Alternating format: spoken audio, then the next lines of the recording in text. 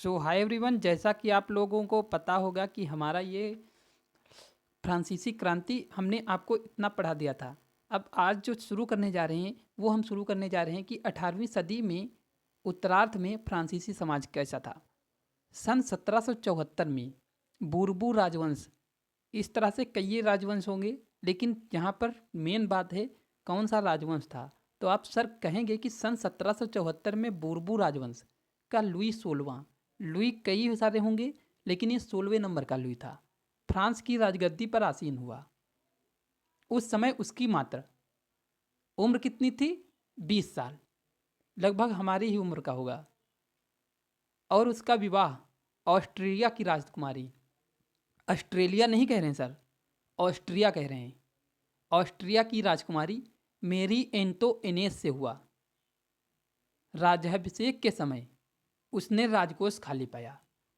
जब उसका राज्याभिषेक हुआ तो सर उसने देखा कि हमारे दादा परदादा पिताजी ये सब हमारे लिए रुपए कोई छोड़ ही नहीं गए हैं, वो सब खाली करके गए हैं।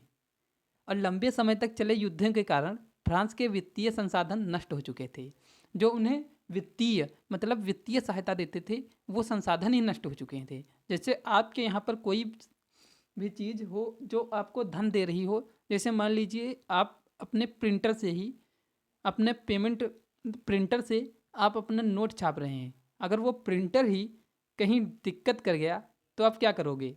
तो आपका वित्तीय संसाधन तो है वो नष्ट हो जाएगा। विशाल महल और राज दरबार की शानो शौकत बनाए रखने की फिजूल खर्ची का बोझ अलग से था। मतलब विशाल महल और राज दरबार की शानो शौकत बनाए रखने की फिजूल खर्ची का बोझ अलग से था, और उसका राजधन तो जो था वो खाली था, और जो संसाधन थे वो भी नष्ट थे। अब वो क्या करता?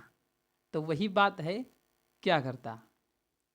लुई 16वां के शासनकाल में फ्रांस ने अमेरिका के 13 उपनिवेशों को साझा शत्रु ब्रिटेन से स्वतंत्र कराने में सहायता दी थी।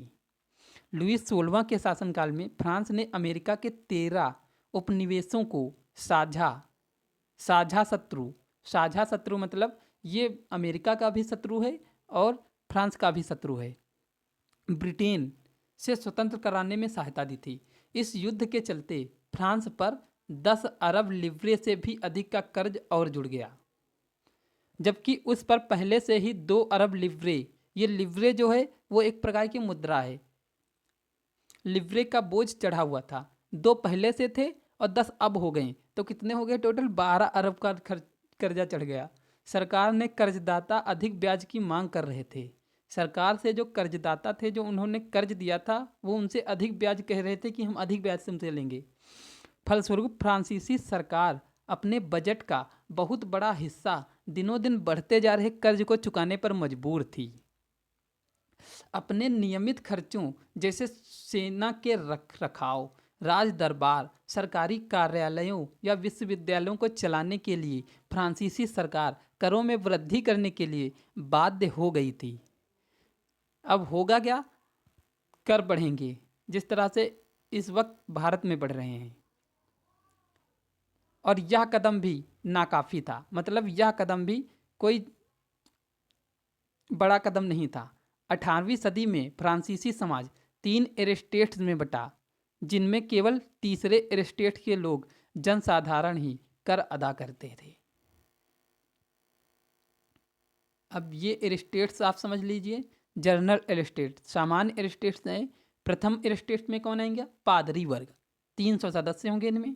द्वितीय एस्टेट में आएंगे कुलीन वर्ग, इसमें 300 सदस्य। तृतीय एस्टेट ये जो है ना सर ये वाला सिर्फ कर अदा करेगा, बाकी ना ये कर अदा करेगा और ना ये वाला कर अदा करेगा। इसमें कौन सा वर्ग आता है? जनता वर्ग। अब जनता से ही सारा कर लिया जाएगा। जनता में कौन कौन से आएंगे? बड़े व्यापारी, चलो इनसे तो अच्छी बात है, कर लिया जाए। व्यापारी, अदालती कर्मचारी, और इसमें कुछ गरीब भी हैं तो उनसे भी कर लिया जा रहा है। ये तो भाई बात गलत है।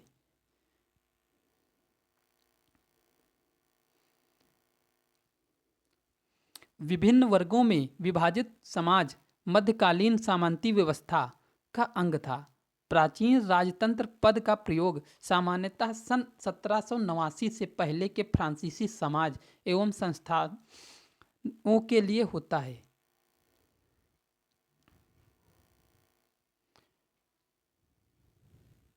अब यहाँ पर कुछ चित्र पता नहीं कहाँ पर दिया हुआ है, लेकिन ये चित्र कह रहा है, लेकिन चित्र तो कहीं भी दिख नहीं रहा है।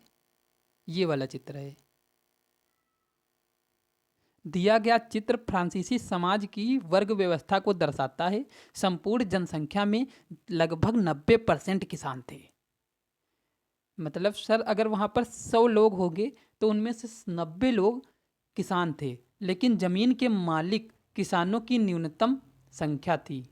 ज़मीन के जो मालिक थे उनकी संख्या न्यूनतम थी और 90% किसान थे।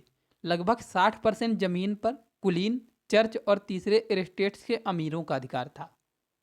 40% पर केवल किसान और 60% पर बाकी सब लोग। प्रथम 2 एस्टेट्स कुलीन वर्ग एवं पादरी वर्ग के लोगों को कुछ विशेष जन्म से अधिकार प्राप्त होते थे।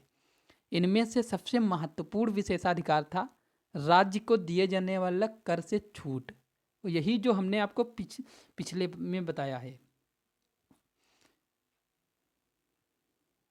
कुलीन वर्ग को कुछ सामंती विशेषाधिकार भी प्राप्त थे। वह किसानों से सामंती कर वसूला करता था। किसान अपने स्वामी के घर एवं खेत में काम करके सैन्य सेवाएं व सड़कों के निर्माण में सहयोग आदि करने के लिए बाध्य थे। चर्च द्वारा भी किसान से करों का एक हिस्सा था, जो कि टाइड धार्मिक कर, जिस तरह से यहाँ पर औरंगजेब ने लगाया था जजिया कर, वो केवल हिंदुओं पर था। यहाँ पर किसानों पर चर्च के द्वारा एक कर लगाया जाता है जिसका नाम होता है टाइड।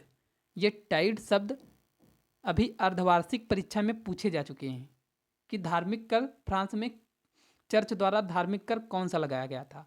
तो बहुविकल्पी था। बहुत से बच्चे जजिया कर लगा दिए, लेकिन वो गलत बात है। यहाँ पर टाइड, ये अच्छे से नहीं दिख रहा होगा, लेकिन आप लोग इसे हम मिटा देंगे तब आपको पीडीएफ देंगे। टाइड के रूप में वसूला जाता था। ऊपर से तीसरे एस्टेट के तमाम लोगों को सरकार को तो कर चुकाना ही होता था, लेकिन अलग से ये सर टाइड इन करों में टाइल, प्रत्यक्ष कर और अनेक अप्रत्यक्ष कर भी शामिल थे। ये एक टाइल भी आ गया। अप्रत्यक्ष कर नमक और तंबाकू जैसी रोजाना उपभोग की वस्तुओं पर लगाया जाता था। अब बताओ यार, नमक पर भी कर लगा दिया गया और तंबाकू पर भी। इस प्रकार राज्य के वित्तीय कामकाज का सारा बोझ करों के माध्यम से जनता वहन करती थी। अब ये वाला चित्र कह रहा था कि बेचारा गरीब अनाज, फल, पैसा, सलाद सब कुछ लाता है, पर मोटू जमींदार सब कुछ स्वीकार करने को तैयार बैठा है, पर वह उसको एक नज़र देखता तक नहीं। लालच उतना ही बढ़ता जाता है। ये इसे एक नज़र देख भी नहीं रहा है और ये बेचारा इसके लिए मरा जा रहा है।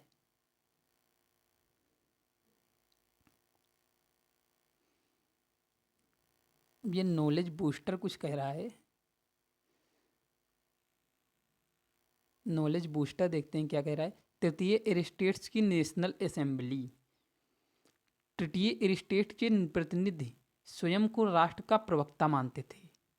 20 जून को तृतीय एस्टेट के प्रतिनिधि वर्साय के इंडोर टेनिस कोर्ट में एकत्रित हुए, जहां पर इन्होंने स्वयं को नेशनल असेंबली घोषित किया। इन्होंने यह प्रतिज्ञा ली, जब तक सम्राट की शक्ति को कम करने वाला संविधान तैयार नहीं हो जाएगा तब तक असेंबली भंग नहीं होगी। तृतीय एस्टेट्स का प्रतिनिधित्व मिरियाबो एवं आबेसिये ने किया। ये सामंती विशेषाधिकार वाले समाज का उन्मूलन चाहते थे। आबेसिये मूल रूप से पादरी था। उसने तीसरा एस्टेट्स क्या है नामक एक प्रभावशाली प्रचार पुस्तिका लिखी थी। तो अब वीडियो थोड़ी लंबी हो रही है। अब हम आपको कल ये चीज़ बताएंगे, जीने के लिए संघर्ष क्या चीज़ है। ठीक सर, जाएं? जा रहे हैं।